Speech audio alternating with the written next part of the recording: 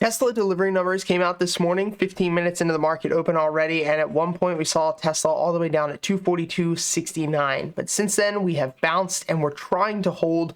We're going to go over all of the numbers. We're going to talk about key levels that everyone should be watching into the rest of the day, and ultimately what I believe that this will do to Tesla stock for the rest of the week and the rest of the month. Before we get into the actual delivery numbers, I do want to talk about the seasonality chart for Tesla. We talked about September being one of the worst months to be invested in Tesla, and October as well seems to be not one of the best months, only being green 36% of the time. Now, the delivery numbers that came through for Tesla were honestly not the best, but as a lot of people watched the video on Friday or expected, a lot of people assumed that these were not going to be the best. So the information resulted in Wall Street having a wide-ranging delivery estimates, as we said earlier in the week last week, between 440,000 to 490,000, and the consensus overall settled at about 455,000.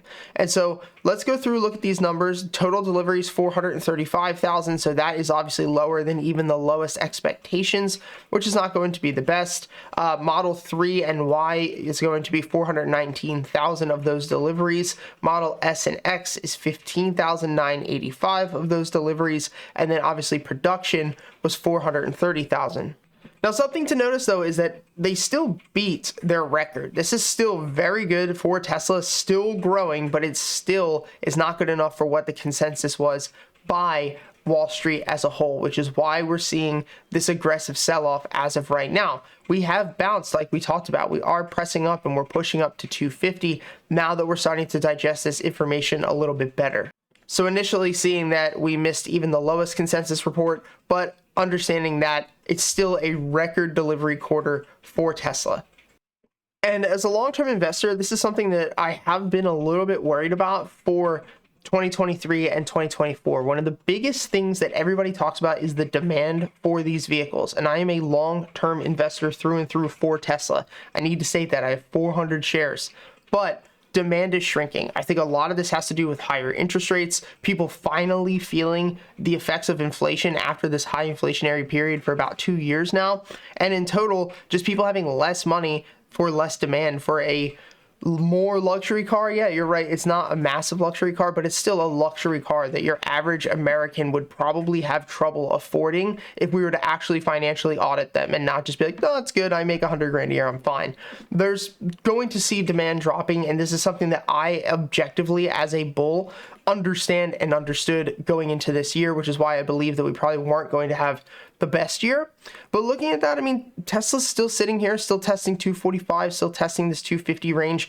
We did take out this fair value gap. If you guys remember, we were talking about a fair value gap back here since Thursday. And basically we had that gap up. Most of the time, the fair value gaps will end up filling. Fair value gaps will fill usually 75 to 80% of the time. You can see we had this fair value gap up here.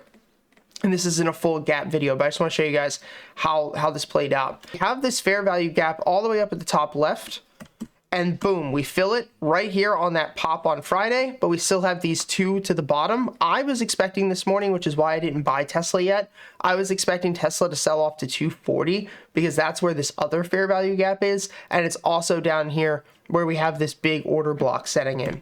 But instead, we obviously had that pullback today. We filled this first order block. And to be quite honest, I think Tesla could bounce here and try to test 250 again. We already came up and rejected. But realistically going to happen is we're going to see Tesla back down at 240. And this is where I'm going to set my alert to purchase and decide to go long.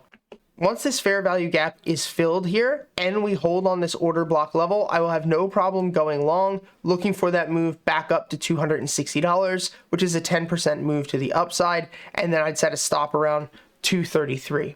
If you guys want to stay up to date with all my trades, which I will be posting this, it will be on our Discord community as well as my Twitter/X account. So go check out both of those down in the description. Our community is completely free. You guys get access to free courses, free live streams, free seminars, free webinars, and much, much more. Come hang out in the Tesla chat, trade with myself, Rustic, Kula, and the whole squad. And I'll see you guys later on today.